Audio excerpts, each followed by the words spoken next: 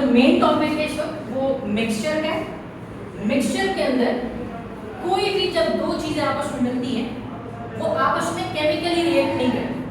जब कोई चीज केमिकली रिएक्ट नहीं करती इसका मतलब यह है उसको बआसानी उसमें से अलग किया जा सकता है।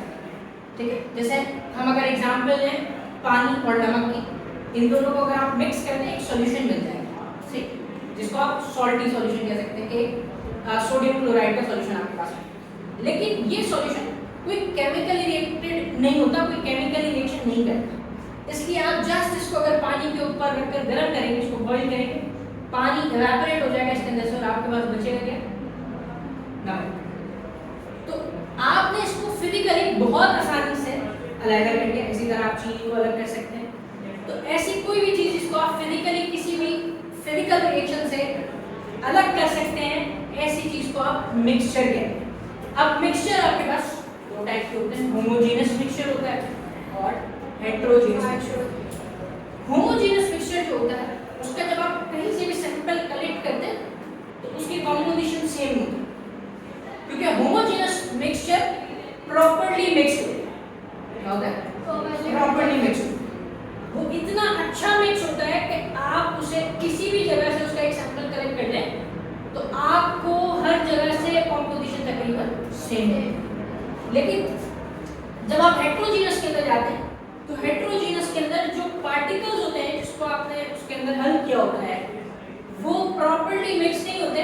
इस वजह से डिफरेंट, जब आप सैंपल उसके अंदर से लेते हैं तो आपको डिफरेंट किस्म की कॉम्पोजिशन देखने को मिलती है। ठीक है, ये मतलब सॉल्यूट और सॉल्वेंट आपको डिफरेंट कॉम्पोजिशन के अंदर या डिफरेंट प्रोपोर्शन के अंदर आपको देखने को मिलते हैं।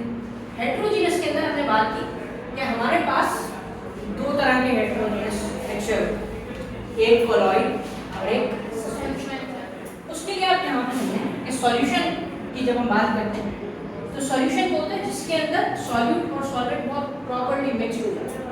ठीक है, इस तरह से मिक्स होता है कि आपके पास जो सॉल्यूट है उसका कोई पार्टिकल नेकेड आई से नजर नहीं आता। नेकेड आई से मतलब आप नॉर्मल अपनी आई से देखेंगे तो आपको कोई पार्टिकल उसके अंदर सस्पेंडेड होता हुआ या नीचे बैठता हुआ नजर नहीं है। ठीक है, तो सॉल्यूशन बहुत प्रॉपर्ली मिक्स्ड होता है, इतना बेहतरीन मिक्स होता है उसके अंदर कि आपको कोई पार्टिकल इसके अंदर नजर नहीं आएगा नेकेड आई से। लेकिन कोलॉइड को भी छोड़ते पहले हम देखते हैं सस्पेंशन क्या। सस्पेंशन अपने नाम से पता लगता है कि इसके अंदर जो पार्टिकल्स होते हैं वो सस्पेंडेड होते हैं।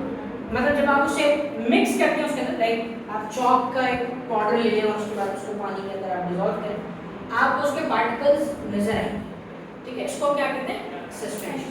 मतलब जिसके अंदर सॉल्यूट सॉल्वेंट के अंदर प्रॉपर्ली मिक्स्ड नहीं होता, उसके जो पार्टिकल्स होते हैं वो आपको सस्पेंडेड उस लिक्विड के अंदर नजर आते हैं नेकेड आई से। ठीक है, सॉल्यूशन और सस्पेंशन के बीच की जो स्टेट है ना उसको हम कोलॉइड कहते हैं। ठीक है, जिसके अंदर पार्टिकल साइज सॉल्यूशन से थोड़ा सा बड़ा और सस्पेंशन से थोड़ा छोटा। ठीक है, सॉल्यूशन से कोलॉइड के अंदर जो पार्टिकल साइज होता है वो थोड़ा सा बड़ा और सस्पेंशन के मुकाबले में उसका पार्टिकल साइज थोड़ा छोटा। ठीक है, तो ये समझिए सॉल्यूशन और सस्पेंशन की जो मीडिएट स्टेट है वो कोलॉइड कहलाता है। ठीक है, कोलॉइड के बारे में हम आगे जाके ज़्यादा डिटेल से डिस्कस करेंगे कि इसके अंदर पार्टिकल का साइज इसमें क्या होता है, इसमें क्या होता है और सॉल्यूशन में क्या होता है।